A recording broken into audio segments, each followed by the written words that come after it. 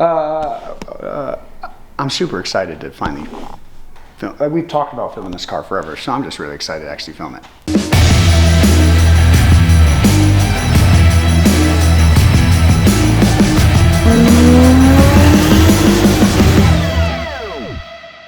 All right, you ready? Should we start? Let's start. Let's do this. Yeah, okay, start over.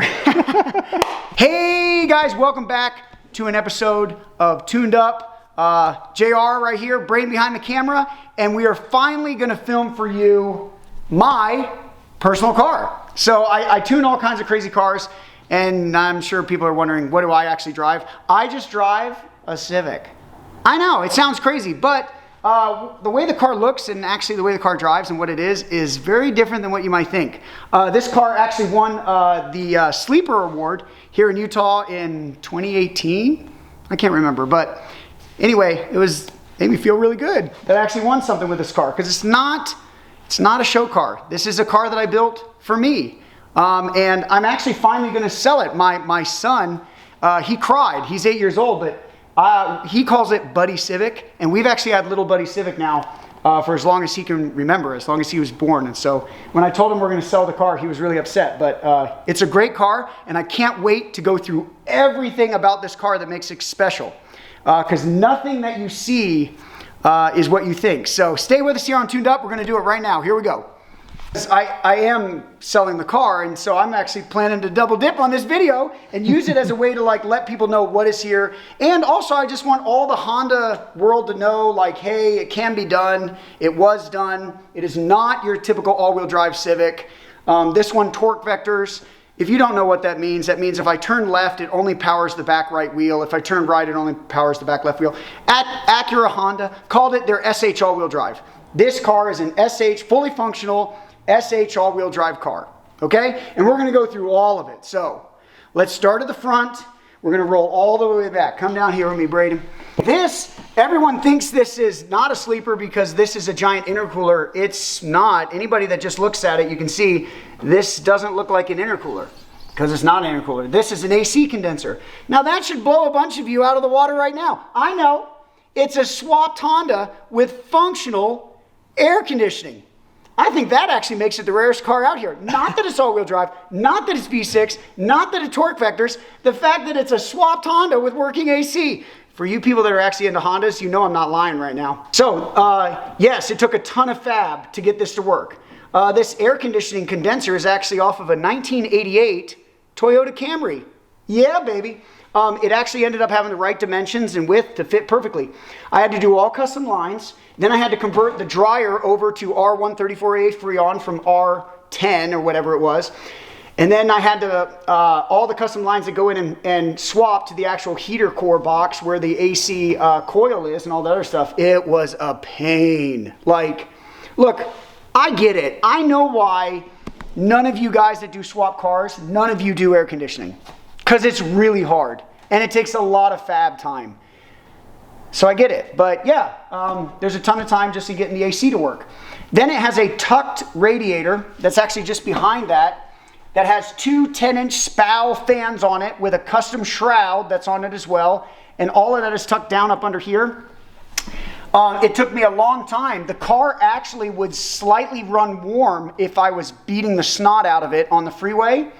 And surprise or not, actually opening this up like this and cutting this front bumper out solve the issue. The car now runs perfect, and usually it's just too small of a radiator, and somebody needs to turn off and silence their cell phone now. Unbelievable! How dare you? Some people. So this is a tucked radiator right there. Should we move to the motor?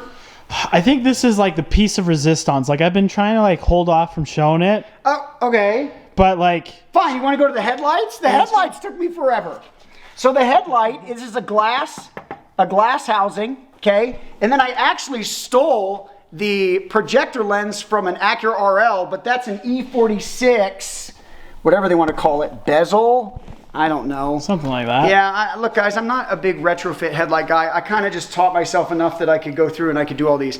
So the headlights on it, the lighting is really, really nice. And since I mainly drive the car at night, That I wanted that to be nice, so that's what I did. Then Now we just got to now you want to do the motor? I we got can nothing else under this hood, Braden, so we have to do it. Let's do it. Okay, the engine. Start here. It has power steering. And first off, look, this is not show car quality. I would say one of the downsides is that the nice point about a K series is you do have a lot of space to work. It's a small motor. Of course, the small motor does have some downsides. The downsides are it's a small motor.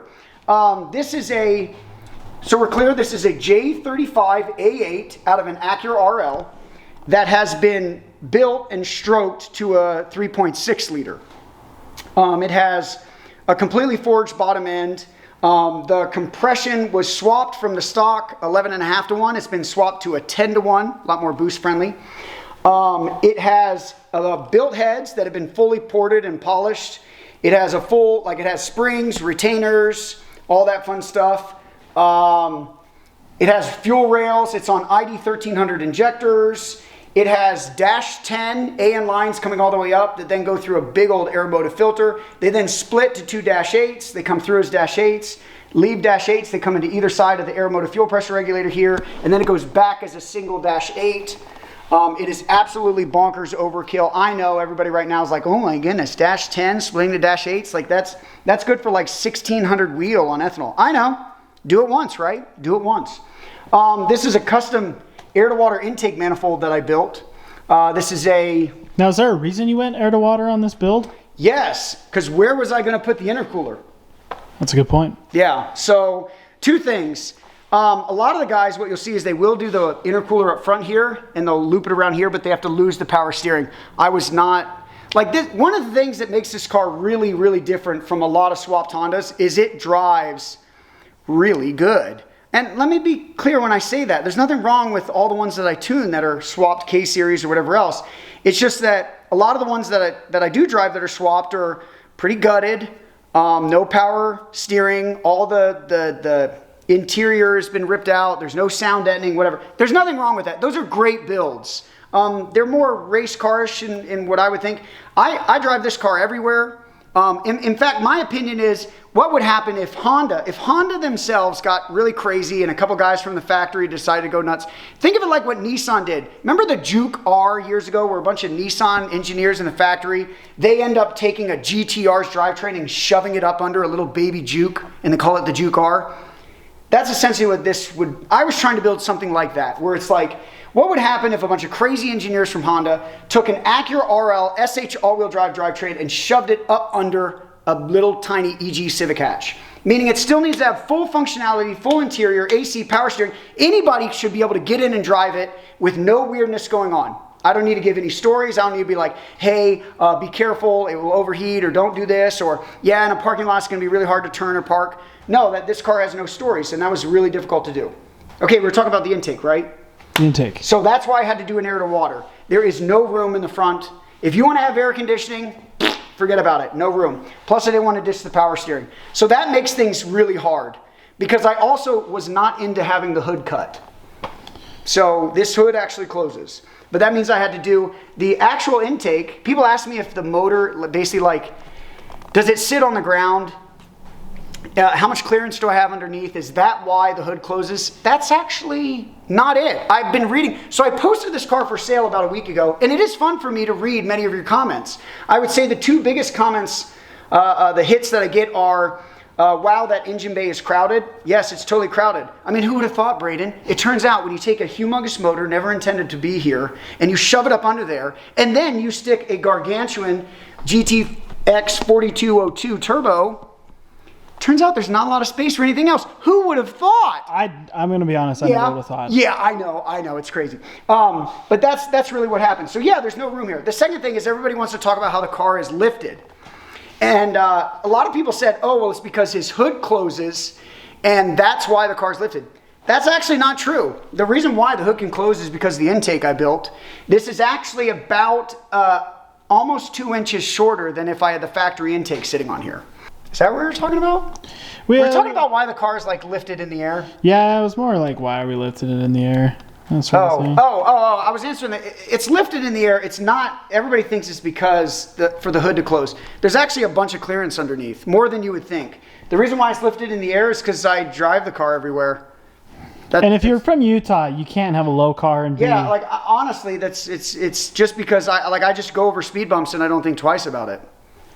That's why it is the way it is. But stance, bro, come on. I know stance, and there's nothing wrong with stance. All my Honda friends, there's nothing wrong with Stance Nation. That's totally fine. It's not me, and that's okay. Then the second thing is the wheel. You know what? I'm getting ahead of myself. We're gonna come back and talk about the wheels. Because everybody thinks like they know what's up with the wheels. They have no clue what they're talking about.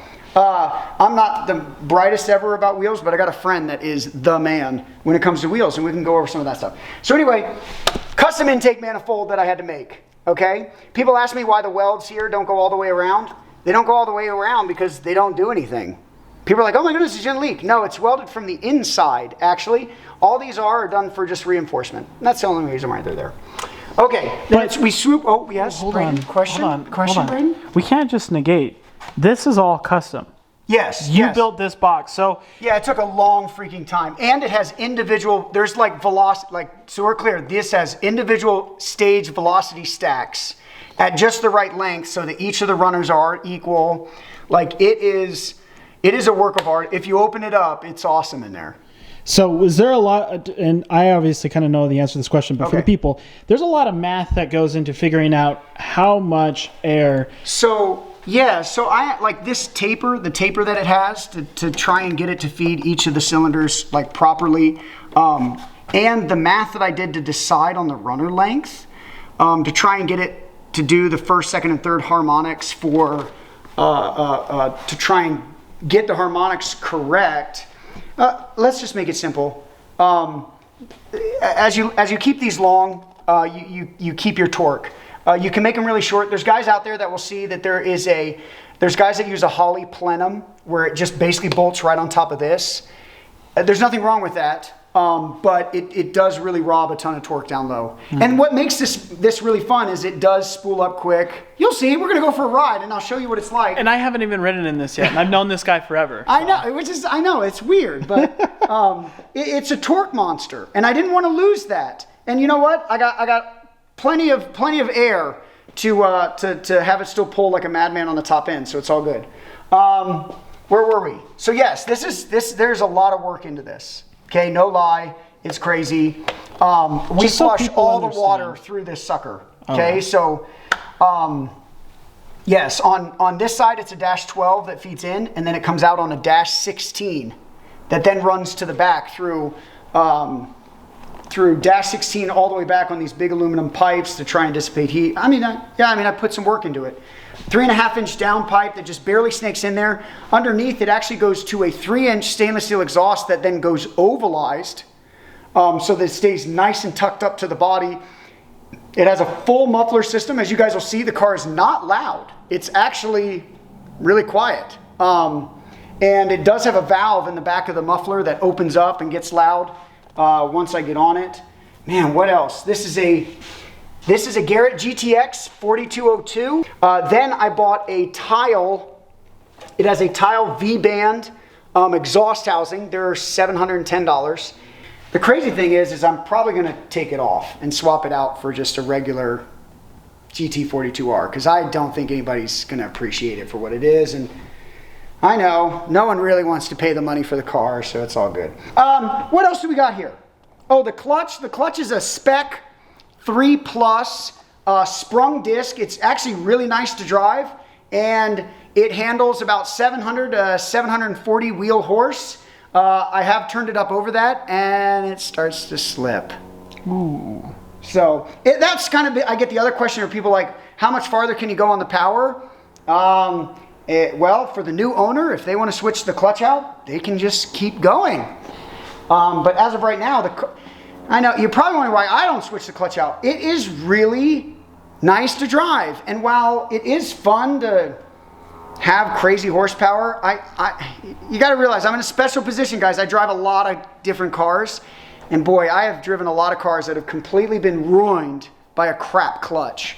So I just didn't want to do it. And then also, how long has this build been running like this? Because most people do a build, they'll run it for a couple months and then they sell it because they're just frustrated or whatever. Yeah. This has been around a minute. Okay, so other people want to know, like, if somebody was right now, if you're contemplating copying me and you want to do it too, you should totally do it. It's great.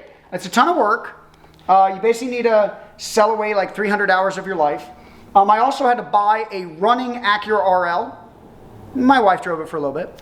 And I had to completely reverse engineer how Acura is controlling the rear diff with its 3 clutch pack. It has an acceleratory device too, which I've never turned on. And then I had to see, how do they torque vector it? How does it engage in braking? How does it engage in accelerating? How does it engage in turning? I had to completely reverse engineer all that. Then I had to try and control it. Boy, that was actually not easy. Thank goodness I was born to parents that are both electrical engineers, or I probably could have never made this happen. Plus I got some friends that helped me through it too when I got stuck on different stuff, and yes. So if you're curious or right now going to message me on how I did it, you can if you'd like, but I'm not going to tell you. But here's a bonus. Whoever buys the car, I am a full open book. I'll explain to you whatever you want to know, okay? Special in the trunk, huh? No, I like showing off. So the trunk, to me, the trunk is actually cooler than...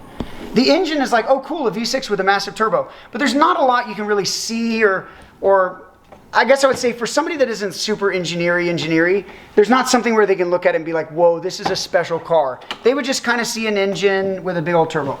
The trunk for a lot of people is where they're like, wow, there is something special here. First off, I think everybody noticed is the cantilever suspension. It's 3-way adjustable. It is awesome. It works great. I love it to death. And here, I'll move it. You want me to push down on the car? Oh, yeah. Okay, here we go.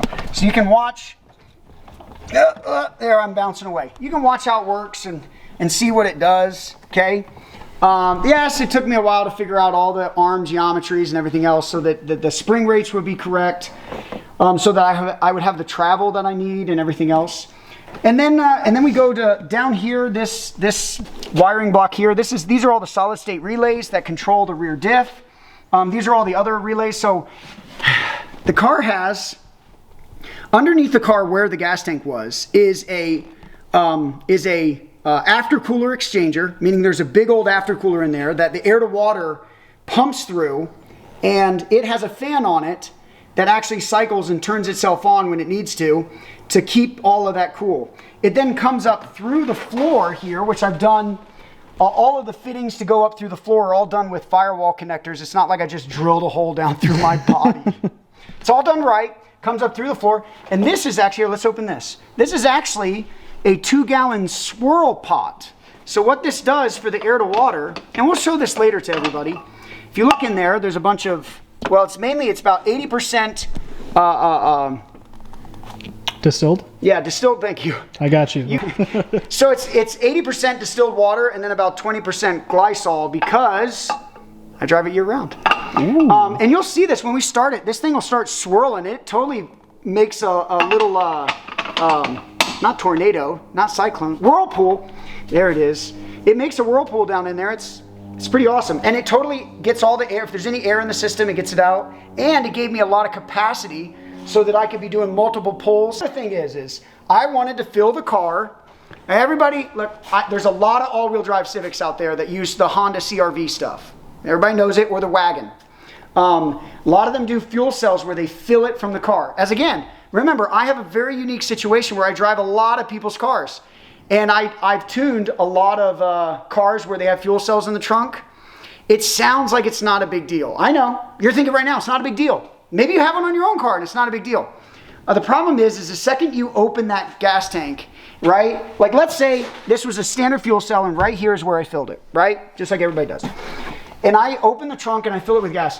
No matter what you do, the entire car reeks of gas. And no, I mean, you're basically gonna have to drive with the windows down for the next 5-10 minutes. If your wife or girlfriend is in the car, or boyfriend, we don't judge, is in the car, they're gonna be complaining. It's gonna stink. So it's little things like that kind of ruin a whole, like I said before, a nasty clutch that basically you're praying that you're not going to stall it every time you're at a red light, it kind of ruins the experience of a car. Every time you go to fill up at a gas station, you end up stinking like gasoline. It kind of ruins the experience of a car. It's little things like that it took me a lot of time to fabricate, but it makes the car a fun car. So it actually totally slopes downhill, and you fill it through this chemically rated pipe. It goes right into the top here. The tank holds about 13 gallons. Yeah, you can see it just runs right down through. Yee! Yep, right in there. Holds about 13 gallons. Then we have a double pumper. It runs on the primary pump is a Automotive 340. The secondary pump is a 525. And together, you can see they come out with 2 Dash 8 fittings. The Dash 8 fittings Y into a single Dash 10. The Dash 10 goes all the way to the front. It comes on back with the Dash 8 right in the return. It also vents externally out of the car so that there's no weird, like when you open the tank, there's no like shh as it like hisses at you or anything else. It's fully vented, and it works great. Braden, you be the best to ask. Any other questions about what's going on in the back? I went through some growing pains, like setting up this leash setup here with the relays. Running the wire that you see that I'm running to the back is an aught gauge wire, because I was getting some voltage drop back here on my fuel pumps when they would go into like full song and they start pulling some big amps. I was getting a little bit of voltage drop that I could actually hear with my radiator fan, and it runs we didn't talk about the air to water pump. There is actually a pump right here. Yeah, we'd have to get under the car. We probably should put it on the lift over there. People would want to see. We got to see the exhaust. It has like a That'd carbon cool. fiber drive shaft and stuff. Ooh. Yeah, people probably like that. We got to show that. Okay, we'll show it.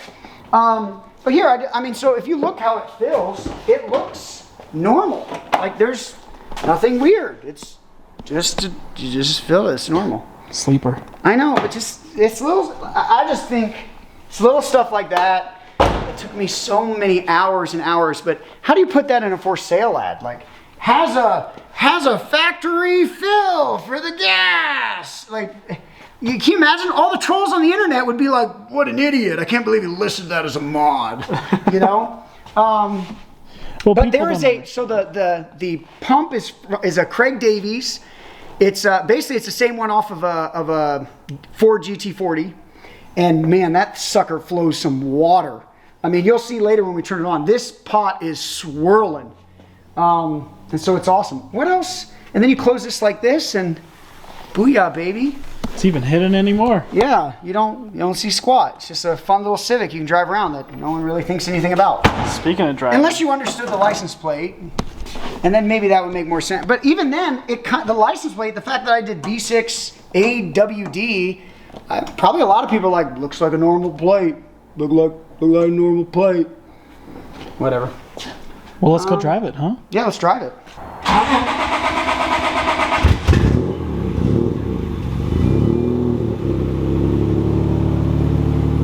nothing suspicious about that sound. In fact, you can still hear me. A lot of the cars we tune, you can't hear me. No, I know. That's what I was saying. Like, people, it's like, oh, you could actually start it. Like, let's say the guy that owns this lives in like a townhome community or whatever, where it like echoes off the buildings, and the neighbors basically start sending hate mail. You could own this car.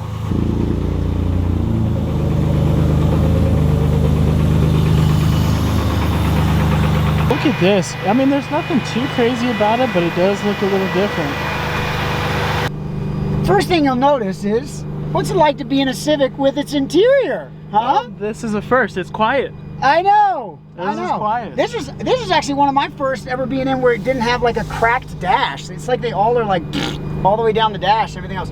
Or always like the door cards are always ripped up and crapperoni. Yeah. You'll notice all the gauges work. So the gas gauge works, temperature, speedo works, and the tachometer. Which is very impressive. Now, what system are you running on this as far as computer? ECU is an AM Infinity. You can see the screen right here that I have all set up. We can see all of the stuff that we want to see. Coolant, boost, fuel pressure, oil pressure. This is our AFR, the trim right now, meaning it's pulling 3% to reach its target. My throttle right there, you can see me move it. Air temp, battery, all that other stuff. This is our boost target. So I have a little knob down here, Braden, right there. This is the fun knob, and the fun knob. So you can watch right here as we target, every time we click, we're gonna add about 2 pounds of boost, right? And we can just keep turning it up and up and up. So I actually don't drive around like beating the snot out of the thing, you know, like usually, typically when I'm driving around, I even leave it at 7 or 8 if I'm on ethanol. And if I'm on pump gas, I leave it at 4. Yeah, it's pretty low. Yeah, well, you just went up to 24? yeah, and here's another thing, like people are like, the K-Series is amazing. The K-Series is a great motor, guys. It's a great motor. But if you run a K-Series on 4 pounds of boost, it will do nothing. This is reality. There's no displacement there, right? But the K-Series obviously can run with the big dogs, right? It can run with V8s or whatever, because you throw a ton of air into it with boost, and it does. That's the difference. A J motor, you can run 4 or 5 PSI on it, and I mean, at like 4 PSI, the motor will still make like 380. Which is insane. No, yes. I mean, that's what's so hilarious. That's why, I mean, on like 15 pounds of boost on this big, so the turbo is a 7682. If anybody's curious out there, it's a 7682. On like 15 pounds of boost, it makes like 700. So you don't have to, I can't do that on a K. And there's nothing wrong with a K-Series. It's just the sheer fact that when you only have 2 liters of displacement, I can only suck in so much air under a certain atmospheric pressure, or non-atmospheric, like 10 pounds of boost or 15 pounds of, right? Just like your friend's 7-liter LS motor on like 5 PSI ends up dynoing like 680 wheel, 700 wheel. Yes, because it's a 7-liter motor, right? It can pull in so much air. So that's what I gotta say. When people all the time are like, why a J? Why'd you do a J? Because I don't have to run crazy amounts of boost to really just make a lot of power. That's what's so much fun about a huge displacement motor. And you have to remember, this is a big motor, right? If you thought of an RB26, killer motor. If you watch this channel, Braden and I have tuned a bunch of Skylines, killer motors. They are 2.6 liters, fine. Again, if you watch this channel, the 2JZ, 3 liters. That's getting to be a healthy motor, right? And then you even tune like, oh my goodness, you tune the 3.4 stroker 2JZ. Again, a big motor. This is more like an R35 GTR. I don't think it's any secret out there, like when GTRs are making like 1,000 wheel, 1,200 wheel at like 30, 31 pounds of boost or whatever. They're a huge motor. They're 3.8 liters. I mean, think about that. Audi and BMW and Mercedes-Benz, all of their V8s are 4 liters. And this, a Skyline motor, an R35, is 3.8 liters. It's barely smaller than the V8s that are out there. In fact, you could argue it really kind of has the displacement of a V8. Well, this is a 3.6 liter. It's a big V6. It is not small. And because of that, it's got torque everywhere, and it does not take a lot of boost to make a lot of power on a big displacement motor. So I'm not really a big muscle car guy like Braden is here, but I respect the fact that 4, 5, 6, 7 liters, boy, you start getting bigger displacement and you really can start making a lot of more horsepower easily. And they make so much torque down low, they're fun to drive around town. The other problem, you know, somebody right now is thinking, oh, I got a K-Series and I can run a 76mm turbo just like you can. I think that's great. You can't have full boost at 4,300 RPM like I can. You just can't. And that's nothing wrong with the K motor. The K motor's a killer. Everybody knows it. But at the end of the day, you're just a 2 liter. Or maybe you did the K24, so you're a 2.4 liter. That's all I gotta say about that. This is your first time riding it. It's my first time riding in it, and I've known JR for over 4 years. Over almost 6. Yeah, and I've had the car forever since you've known me. I mean, I've had this car a long time. So what do you, like, tell people, what do you think about it when you get in it? It's so smooth because I mean, look, we've been in a lot of crazy cars, a lot of crazy swaps. Yes. There are always some nuance about the drivability of it, unless that person has done, as we always say, an ungodly amount of money into it. Yes, or just time. Like, it's hard to explain to people what does it take to sort a build, because doing a build is really cool. You dump all this money into your car, all this money, and it's got all these crazy parts.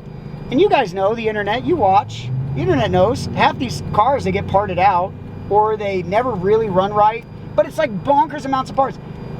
The reality is just because you throw a ton of expensive parts at it doesn't mean that it's going to be amazing. I've tuned cars with really cheap, like eBay parts on them, and they actually run really good. And I've tuned cars that have an unbelievable amount of money of the most high-end parts out there, and they run like crap because nobody has taken the time to really sort out everything and make sure it's 100%. We can hear ourselves. How many cars have we ridden in where we have to yell? Here, check this out. What does that feel like? That's what's really fun, is just the amount of torque. The torque's really fun, and we're on 7 pounds. That was nothing. Really, the funny part is when you turn, like having a boost on the fly knob is hilarious. So you just felt that pull, Yep. right? Oh my gosh, we gotta silence our cell phones again. Oh, hold on, it's the wife. We gotta answer this. All right. Ready? Another pull in second gear, but now at 15 pounds. See that? Like, That's crazy. no, I know. Which is, okay, this goes back to the whole displacement thing.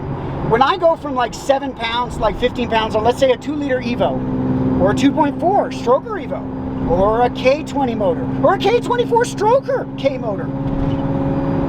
Yeah, you do. You pick up some really good power when you start upping the boost. Man, when you up the boost on like a big V8, like when it's someone, ridiculous. yes, or on this, like a big displacement 3.6 liter, when you start going up in the boost, the gains are bonkers. I'm shifting at like 6,500. I'll take it so I have the red line set up at 81. It does rev out, which is pretty awesome. And it pulls with the monster turbo and everything, it pulls all the way. I'm doing this all the time. So great little Honda motor, still revving. People are like, well, you can't rev it out like a K. I mean, yeah, you guys are right. You're right. I can't rev it out to 9. I mean, I assume that's most of you K guys are rev yourselves out to 9. But I mean, I'm revving it to 82. What do you want out of me? I'm right there with you. Like, I love the way the headlights look and everything. I think it makes the car look clean. It's got lights in here.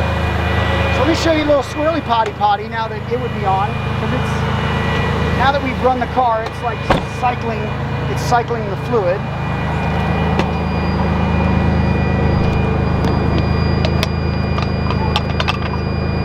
So you can see it swirling around. Whee! So when this thing really gets going, it'll Swirl, yeah, it totally like tornadoes. That's tornadoes crazy. itself out. Yeah. Which is nice, because I feel like with boosted cars, especially something of this caliber, you always run into overheating issues.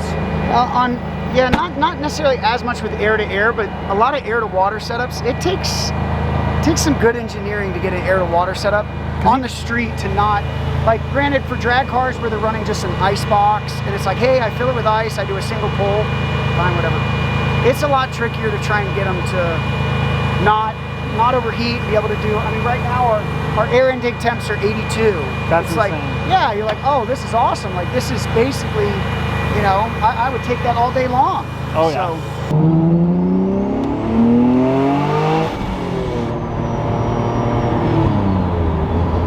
yeah. Just feels so amazing. yeah, like this car is fast.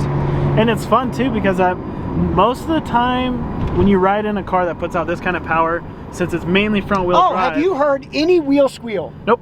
Like, have you heard the wheels chirp? Nope. Have you heard, like... And your steering wheel's not doing this No, too hard? No. It actually, there's not a ton of torque steer in it either, because really because the rear wheel drive, there is no limited slip in it, because it actually, I squeeze the clutch packs on either side, which basically locks it. You know, like it is a limited slip, it locks it. And so it just tracks that car straight as an arrow. That's what's so fun about this setup. Which is crazy, because normally, if you're mainly rear-wheel drive American muscle, it's all over the road. Yeah. If you're front-wheel drive... Oh, then it's like... No, you go...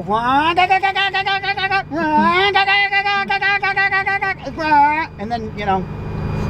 Although hitting the rev limiter is exciting. Very. I mean, think of all the times when you do like hit the rev limiter in a parking lot and just the boys come running. They just come running.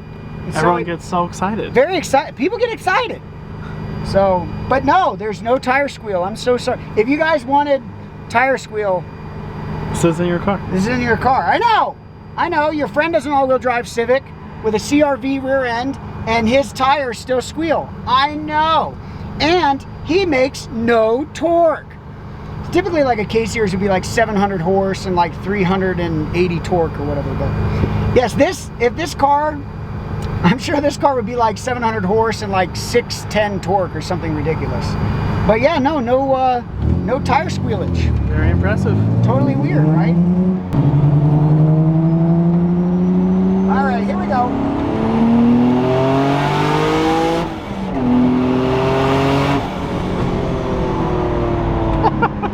And you felt those brakes. Oh, And they work. We'll have to talk, like that's why the wheels are what they are.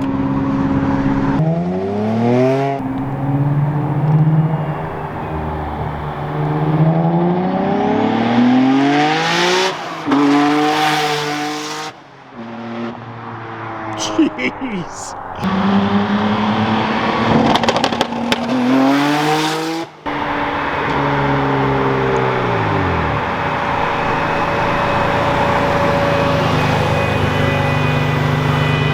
Wow. Man, this car hits hard. It looks like it hits hard. Like Does it's it? not even, most videos, it's like the car hits hard when you sit inside of it, but this one outside 'Cause, like, visibly. Yeah, because it like, so that's awesome. That's crazy. All right. You got to at least hear it outside one time before you sell it. Oh yeah, do you want to drive it? Let's switch. Okay, let's switch. Oh my goodness, we're letting, I've never let anybody drive a car, people. But look at Braden. Braden looks so good. Now Braden, for those who don't know, owns a Mustang. So this is a Mustang owner that, hey, you're basically driving an import, like, big displacement car. This is probably the only import I would buy Yeah, this is a fun little import. from Japan. Well, tell me what you think. You drive it for real and tell me what you think, okay? Right, third person perspective. Yeah, drive it. Go on. I'm interested to hear my car from outside. I've heard. Here we go. That is a good looking EG hatch, people. I don't care who you are right there. Okay, I'm a little biased. All right, he's down at the end. Brandon, I'm sure will edit some of this out. Wow. It actually, it sounds awesome. I always thought the car sounded a little raspy, but, or maybe it's just because Braden drives it better than me, but that sounded, I don't know I can't wait to hear what this sounds like if the mic's picking up everything really good, but the car sounds really good. Oh, it sounds awesome.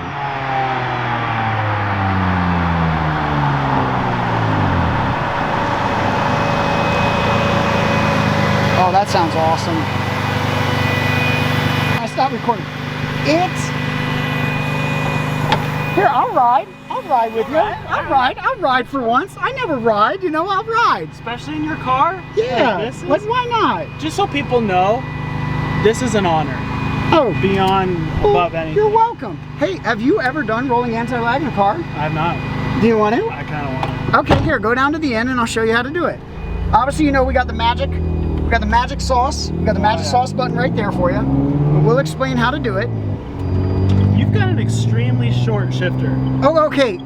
So people don't know this. I didn't explain. Underneath of this is like a full billet. Like, it is the sexiest shifter ever. But again, it goes against my whole I just want the interior looking stock kind of thing. And so it's all covered up. Maybe the new owner will uncover it and everything else, but we'll see. Okay, go first gear. Okay. And you can just drive kind of normal. Yep, bring it up. Okay, go second gear. I don't even know how to film, guys, so the filming part's gonna suck. Bring it up to maybe like 4,500 or maybe 4, okay, right in there. Then you're gonna go foot all the way to the floor, hold the button, let go of the button. There we go. I know, it's hard not to laugh. What'd you think? It's called a party trick for a reason. Yes. I need one. Yes. No, once you do rolling anti-lag, you're like, yeah, I'll take some of that. Yeah, that's good. Yeah, I'll take all of it, please. So, do you like the clutch? Oh, it feels great. Yeah. There is nothing, like, the fact that most of the cars, okay, let me just say this. Most of the cars we tune, Yeah, it takes a minute to get used to the clutches. it does. Like, you can't, it's almost undrivable, and someone who's really wants a fun car, when you get in it, you want to be able to drive it, and you can't do that with So someone. that's why when people are like, but this clutch is great. So that's why when people are like, oh, the clutch slips right around 700. Yeah. Oh, so you're going to replace it. And I'm like, well, there's no free lunch out there. Like, as I go more aggressive on the clutch, like the driving is, and I just really love the way the car drives. Yeah. So it's hard for me to like want to, I don't know. Hey, that's why it'll be great. The new owner, maybe the new owner's going to go bonkers on it, and that'll be fun for them. Probably. But this is amazing. Yeah, good. I'm glad you like it, Braden. Now cough up some money. More stuff that I don't remember. Yeah, I mean, guys, it's hard for me to do a mod list on the car. Like here, like in the interior, this is a Euro center console, so that I could have my screen mounted up here, and I could actually put the radio down here. It does have, so it has 2 amplifiers. I don't know why I just filmed my crotch. I meant to show under the seat. It has 2 amplifiers under my seat. All the 4 speakers inside the car have been replaced. It has a 12-inch sub in the back. Like, yeah. So much. Like, on a car like this, you really can't. But it's, for me, I have a really good time driving around, listening to music, bumping out. I don't know, it just reminds me of good times, I guess. So that was crazy, because that was the first time I've heard my car from the outside. That was the first time I heard my car do like the turbo whistle, which I thought was awesome. I hope it shows up for you guys on the camera. The car really does sound awesome. Hey, let us finally settle this, since basically my for sale thing online erupted with people just talking about the wheels. First off, the car looks awesome from the back. The reason why is because the car is running 245s all the way around the car. It's a lot of tire, which gives it a really good stance. Plus, because I use the RL stuff, the car, you can see the body is, oh, we didn't even talk. Yeah, there's fender flares on the car. The body's flared. Okay, there, now we talked about it. The car actually is 6.5 inches wider than a regular EG Civic. So it is quite wide. It has quite a stance. The other thing is you can see the all aluminum subframe in the rear. You can see from behind the car. So there have been people behind me that have said, hey, there's like aluminum under your car. Like, I guess they didn't see the license plate. I don't know. But they're like, hey, is it all-wheel drive? Let's explain the wheels though once and for all. So these are Acura's RL brakes. A lot of guys will swap these brakes because they are humongous. If you look, I cannot even get my pinky in there between the wheel itself and the brake. Between here, forget about it. Forget about it. Between the spoke and the actual brake. No way on the planet. Now, people be like, that's okay. Just increase your offset this way. What's the offset you have of the wheels right now? 54 millimeter, 17. Okay? I cannot go to a 16.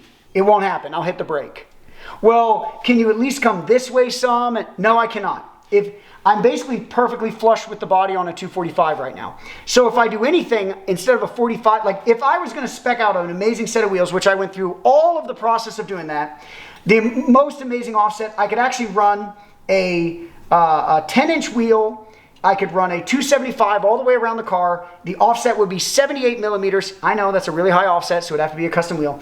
But unfortunately, when I set that offset in, it causes the brake clearance between here and the spoke to be even tighter. I've gone to every company out there and they said, to do what you want to do with that offset, you really need to only change the inside hoop of a 3-piece wheel. The problem is if it's a 3-piece wheel where it bolts here, you lose that clearance there towards the brake. There's no way you're going to pull it off in a 17. You really would have to go to an 18. Anyway, I'm not putting an 18-inch wheel on this car. Yeah, I think it looks a little, look, I'm honest with you guys. I don't like it, okay? I wish I could run a really nice set of 16 or even 15-inch wheels on the car. But if I do that, the big brake's got to go. Okay, so which with this much power, that's like the brakes are awesome. I love the brakes on the car. I love them. So there was that. Basically, I had to decide, and I built this car for me, for what I like, for driving, for enjoying it. And guess what? I enjoy it all from in there. I can't even see the car while I'm driving it.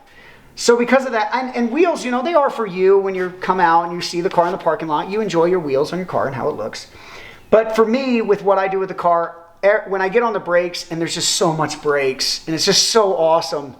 And to me, I just enjoyed the brakes more than I thought I would enjoy the wheels. So now you know, everybody out there that's like, oh my goodness, he dumped all this money and time and into the car, and he runs like those wheels. Now you know why, okay? And guess what? The new owner, can totally change them out. But these brakes, they got to go if the owner says, hey. But who knows? Maybe it'll sell to a guy that's kind of like me that says, hey, I enjoy the cars from the driver's seat, so I don't really care. And that's fine too.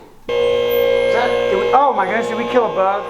In the filming, some bugs were injured in the filming of this video. Well, that's not good. That is sad. Under the car, so we'll show them what's under the car. So this is the Y pipe where it comes down and then it merges over and actually swings around and goes up to the turbo. Okay, this is the RL subframe. It actually all bolts into the car. Okay, so when you pull the motor down, it actually comes down like you would on like a 911 Porsche or whatever. You undo the 4 subframe bolts. The wiring harness actually unclips from the back. And so the harness will actually come down with the thing. You undo the steering rack and you undo both the CV axles and you actually drop the whole engine out the bottom of the car and it sits in its little subframe and stays together. Okay, let's explain. So this is the dash 16. This is the air to water line that's coming back. This is the filter. This is the dash 10 fuel line. That is a carbon fiber drive shaft. Okay, it is 2-piece. You can see here's this middle carrier bearing. Okay, it is a 2-piece drive shaft. This is the air to water coming up. This is the air to water that's coming back. This glorious fin tube. This is a fuel cooler. I drive the crap out of this car. Does it look like I'm in a scary movie? You look a little haunted. Okay. I actually drove the car to Idaho and I vapor locked it. And you can you can touch it, Braden. It's warm. Oh yeah. No, she's warm. Yeah, it's fine. But what is this? A third time? I need to silence. So popular. I need to silence my phone when we're filming these videos. Yeah, that's the fuel cooler. Okay, let me move this jack. Okay, coming your way. There you go. And yeah, as you can see, this was made by the drive shaft shop.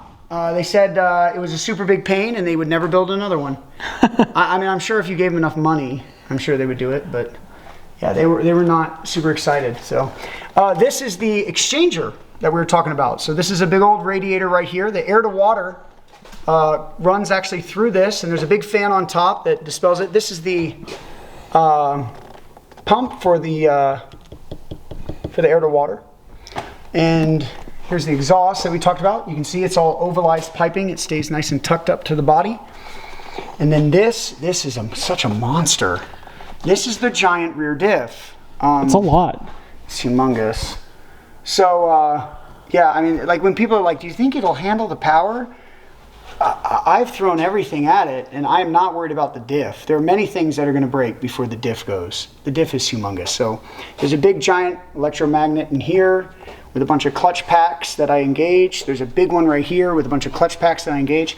All electronically controlled? Yeah, all electronically controlled. So I have the ECU set up so that it knows whether I'm turning left or right, and then it only powers either this side or that side depending on where I'm cornering. Now this, I never set this up.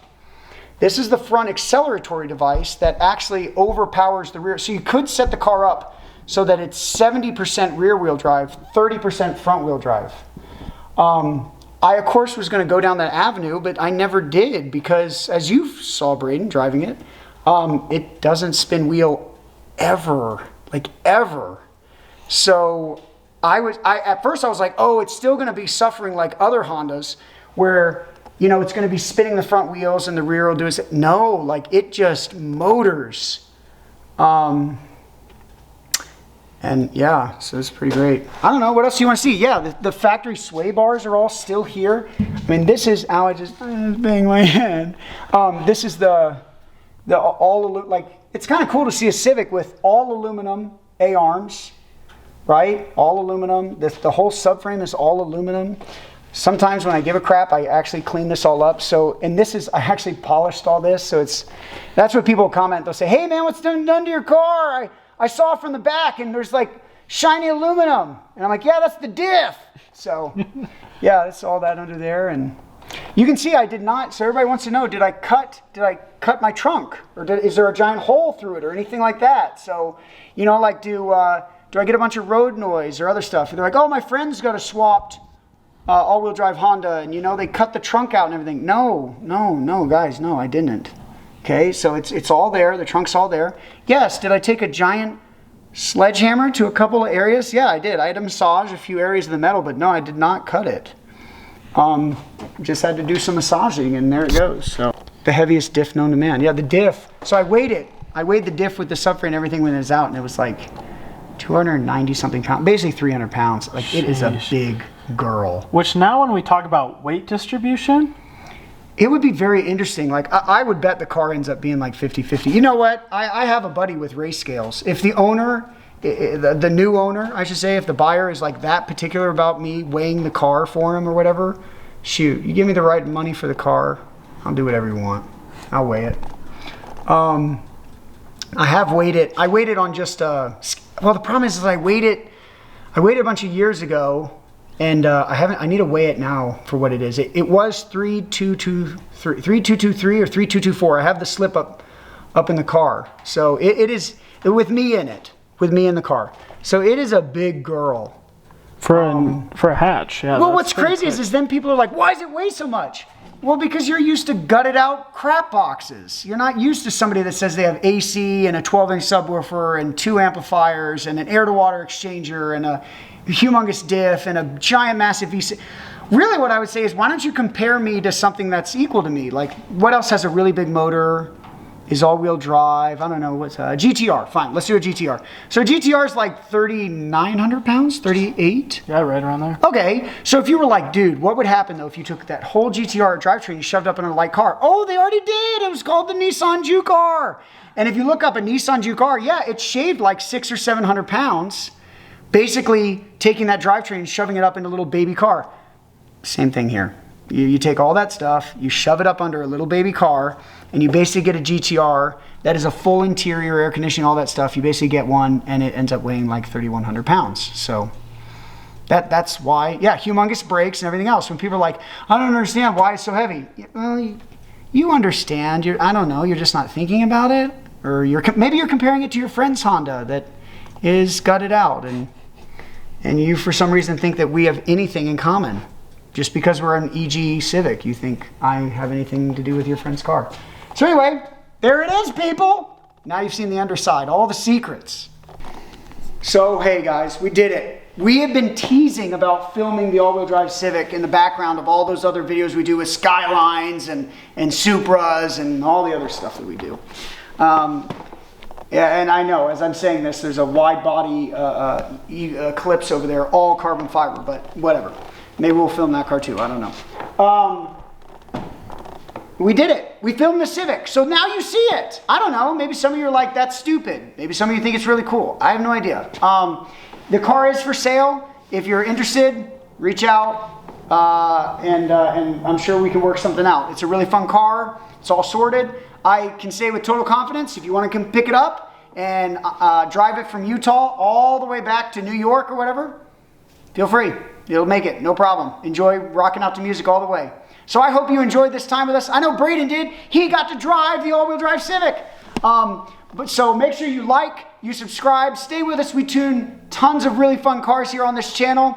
And unfortunately, we will not see the Civic anymore, but we have another car that we purchased that we'll make sure we film and we show you guys. So see you later.